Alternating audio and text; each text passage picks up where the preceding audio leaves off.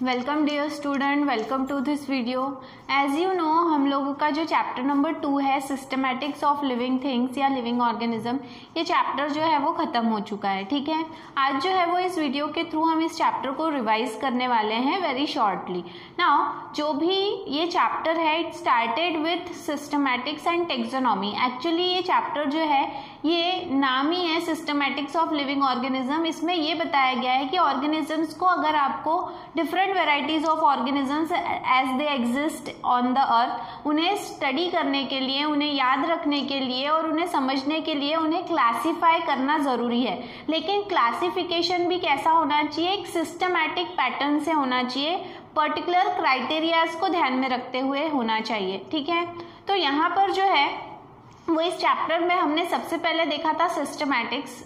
ये जो है this is a branch of biology which deals with the classification of organisms in a systematic manner, या हम comparison के बेसिस पे जो है वो ऑर्गेनिजम्स को क्लासिफाई कर सकते हैं with the help of systematics. ठीक है, which was proposed by G Simpson in the year 1961। वहीं पर जो दूसरा ब्रांच है which is taxonomy. Taxonomy is also a branch of biology which deals with the study of organisms, their classification, their identification, but by following certain rules। कुछ rules जो है, rules regulations को follow करते हुए जो है वो क्लासिफिकेशन किया जाता है by the means of taxonomy. ठीक है, तो टेक्सोनॉमी जो है एक ब्रॉड ब्रांच है जो हमें कहीं ना कहीं सुविधा प्रोवाइड करती है कि कैसे ऑर्गेनिजम्स को जो है वो क्लासिफाई किया जा सकता है, और कुछ पर्टिकुलर रूल्स को फॉलो, ऐसा नहीं किसी को भी कैसे भी जो है वो क्लासिफाई कर दिया, by following certain rules which was proposed by AP de Candolle. ठीक है, अब AP डी कैंडोले जो है उन्होंने ही क्लासिफिकेशन ये टर्म भी इंट्रोड्यूस किया है। और क्लासिफिकेशन मतलब होता है the arrangement of living organisms on the basis of their similarities and differences into different groups. ठीक है, छोटे छोटे ग्रुप्स में अगर हम ऑर्गेनिजम्स को डिवाइड कर देते हैं, अरेंज कर देते हैं, उनके सिमिलैरिटीज और डिफरेंट मतलब समानताएं और असमानताओं को ध्यान में रखते हुए अगर उन्हें छोटे छोटे ग्रुप्स में डिवाइड कर देते हैं, then that will be called as classification. ठीक है, क्लासिफिकेशन के टाइप्स हैं, मतलब किस किस तरह से क्लासिफिकेशन कर सकते हैं। जैसे कि आर्टिफिशियल क्लासिफिकेशन, जिसमें हम सिर्फ फिजिकल अपीयरेंस, उसका साइज क्या है, उसका शेप क्या है, उसके हैबिट्स क्या है, ये सारी चीजें देखते हुए अगर हम क्लासिफिकेशन कर रहे हैं तो उसे आर्टिफिशियल क्लासिफिकेशन कहा जाएगा। नेचुरल क्लासिफिकेशन जो है it depends on their behaviour. ठीक है, जो भी उनका बिहेवियर है और उनका जो भी जेनेटिक कॉम्बिनेशन है उसके हिसाब से अगर हम कर रहे हैं then it is called as natural classification. Phylogenetic मतलब होता है इवोल्यूशनरी हिस्ट्री, कौन सा ऑर्गेनिज्म किससे रिलेटेड है, उनका इवोल्यूशन जो विकसित हुए हैं उनमें आपस में जो है वो क्या रिलेशन है, उस बेसिस पे अगर हम क्लासिफिकेशन कर रहे हैं then that will be called as phylogenetic classification. ठीक है, देन उसके बाद में we have also seen 3 domains of life. This is again a part of classification. ठीक है, जो कार्ल वूज नाम के जो साइंटिस्ट हैं इन्होंने 1990 में जो है वो ये 3 डोमेन्स ऑफ लाइफ प्रपोज किया। इसमें उन्होंने ऑर्गेनिजम्स को 3 बड़े डोमेन्स में जो है वो डिवाइड किया। एक है आर्किया, दूसरा है बैक्टीरिया और तीसरा है यूकेरिया। ठीक है, ये 3 उन्होंने जो बड़े ग्रुप बनाए they were only formed on the basis of the difference in RNA। RNA जो है इसके जो राइबोसोमल RNA है इनका स्ट्रक्चर के बेसिस पे स्ट्रक्चर में फर्क महसूस हुआ और उस बेसिस पे जो है उन्होंने इन ऑर्गेनिजम्स को अलग अलग ग्रुप में डिवाइड किया। ठीक है, देन इसके बाद में जो है लेकिन सबके एंसेस्टर एक ही हैं। ठीक है, देन इसके बाद में नेक्स्ट जो है दैट इज कीमोटेक्सोनॉमी। कीमोटेक्सोनॉमी मतलब वो टेक्सोनॉमी है जो क्लासिफिकेशन ऑर्गेनिज्म का करती है लेकिन उसका बेस है केमिकल कंपाउंड्स या फिर केमिकल कंपोनेंट। कौन कौन से केमिकल कंपोनेंट उस ऑर्गेनिज्म में पाए जाते हैं उस बेसिस पे उन्हें जो है वो अगर क्लासिफाई किया जाएगा तो that branch is called as chemotaxonomy. ठीक है, then numerical taxonomy depends on statistical data, numbers.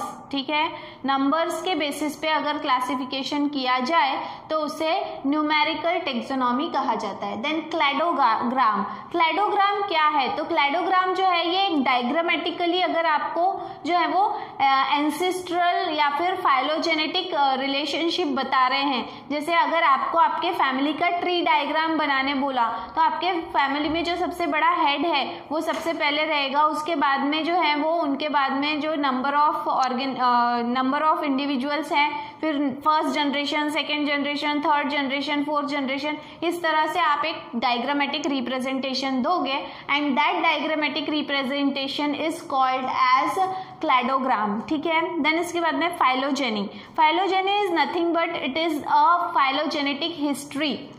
मतलब अगर ऑर्गेनिज्म को क्लासिफाई किया जाए on the basis of their evolution, किस ऑर्गेनिज्म से कौन सा ऑर्गेनिज्म इवॉल्व हुआ है, उनका जेनेटिक रिलेशन एक दूसरे से क्या है, इस बेसिस पे अगर क्लासिफिकेशन किया जाता है on the basis of the genetic relation, ठीक है, तो उसे जो है वो फाइलोजेनी कहा जाता है। देन इसके बाद में है डीएनए बारकोडिंग। डीएनए बारकोडिंग मतलब आपके डीएनए का पूरा जो है वो मैपिंग करना, डीएनए मैपिंग भी बोल सकते हैं हम इसको। मतलब आपके डीएनए में कौन कौन से जीन्स हैं, which type of genes are included in your DNA, और ये सारी चीज़ों को पता करना। इसमें जो है वो पेरेंटेज जो है वो पता लगाया जा सकता है। ठीक है, कौन सा ऑर्गेनिज्म किससे जुड़ा हुआ है, क्योंकि इनके जीन्स में अगर समानताएं हैं, इनका डीएनए अगर मैच, आपने सुना होगा कि डीएनए टेस्ट करना है। डीएनए टेस्ट करना है मतलब क्या, दो इंडिविजुअल हैं जिनके डीएनए को आपस में मैच किया जाता है। मैच किया जाता है मतलब उसमें जो जीन्स की बनावट है, जीन्स की अरेंजमेंट है और जीन्स के टाइप्स हैं, अगर वो दोनों सेम टाइप के हैं, सेम पैटर्न में है, नियर अबाउट सेम है, 90% सेम है, तो इसका मतलब क्या है कि ये दो इंडिविजुअल आपस में कहीं ना कहीं एक दूसरे से जुड़े हुए हैं, इनमें कुछ ना कुछ रिलेशन है। और इस तरह का अगर हम जो है वो पता कर सकते हैं तो that is called as DNA barcoding. मतलब आपके डीएनए को पूरा मैपिंग करना, which gene is located in which position, which location, ये अगर पता किया जाता है that is called as DNA barcoding. ठीक है, देन इसके बाद में है टेक्सोनॉमिक कैटेगरीज। टेक्सोनॉमिक कैटेगरीज जो है इसमें हमने देखा था कि जो भी टेक्सोनॉमी है ये पूरी तरह से दो टर्म के ऊपर डिपेंड करती है, एक है कैटेगरी और दूसरा है टेक्सॉन। कैटेगरी मतलब ये एक ब्रॉड क्या कहेंगे हम उसको, एक ब्रॉड टर्म है, ठीक है, जिसके अंडर में सारा जो है वो क्लासिफिकेशन आता है। जैसे कि हम बोल रहे हैं कि किंगडम है, फिर उसके बाद में डिवीजन है, ये सारी चीज़ें जो हैं दीज आर द कैटेगरीज। और उसके अंदर में फिर जो रैंक आएंगे, ठीक है, आप कौन से रैंक, जैसे फॉर एग्जांपल आप अगर क्लास 11th में हो, ठीक है, तो क्लास 11th ये कैटेगरी हो गई। अब क्लास 11th में if you are in A B C D E F, कौन से सेक्शन में हो, दैट इज़ योर रैंक। ठीक है, तो उस तरह से जो है जो बड़ी ब्रॉड यूनिट है that is called as category which is a unit of classification. वहीं उसमें जो आपको रैंक रहेगा, आपका जो लेवल है, that level will be called as taxon. तो टेक्सोनॉमिक कैटेगरीज जो हैं वो दो हैं, एक है कैटेगरी और दूसरा है टेक्सॉन, और इसी बेसिस पे जो है वो पूरा क्लासिफिकेशन डिपेंड करता है। ठीक है, इसके बाद में है टेक्सोनॉमिक हेरार्ची। टेक्सोनॉमिक हेरार्ची मतलब होता है टेक्सोनॉमी में आने वाले लेवल्स, ठीक है, उसी में आपको जो है वो टेक्सॉन जो बताया है वो लेवल ऑफ क्लासिफिकेशन कहलाता है। ठीक है, तो किस लेवल पे हो आप या वो ऑर्गेनिज्म जो है उसका कौन सा लेवल क्या है वो बताने के लिए जो है वो टेक्सॉन हेल्प करता है। ठीक है, इसके बाद में है units of classification. Units of classification में बहुत सारे टर्म्स हैं, हमने इसे उल्टा देखा था। फ्रॉम स्पीशीज, स्पीशीज ये सबसे छोटा क्या कहेंगे हम उसको टर्म है। बहुत सारे जब जीनस, जब रिलेटेड जीनस का ग्रुप होता है that is called as species. बहुत सारे रिलेटेड जो हैं वो फैमिली का ग्रुप होता है then it is called as genus. बहुत सारे जब सिमिलर रिलेटेड जो हैं वो ऑर्डर्स होते हैं, ठीक है, तो उसे जो है वो फैमिली कहा जाता है।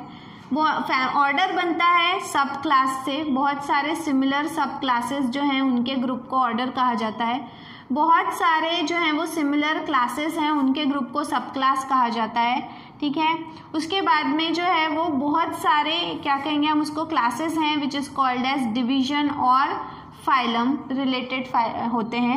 एंड लास्टली जो है पहले सब किंगडम है फिर किंगडम है, आप कुछ भी बोल सकते हो, लेकिन ये सभी जो हैं ये रिलेटेड ग्रुप्स हैं, ठीक है। Related group of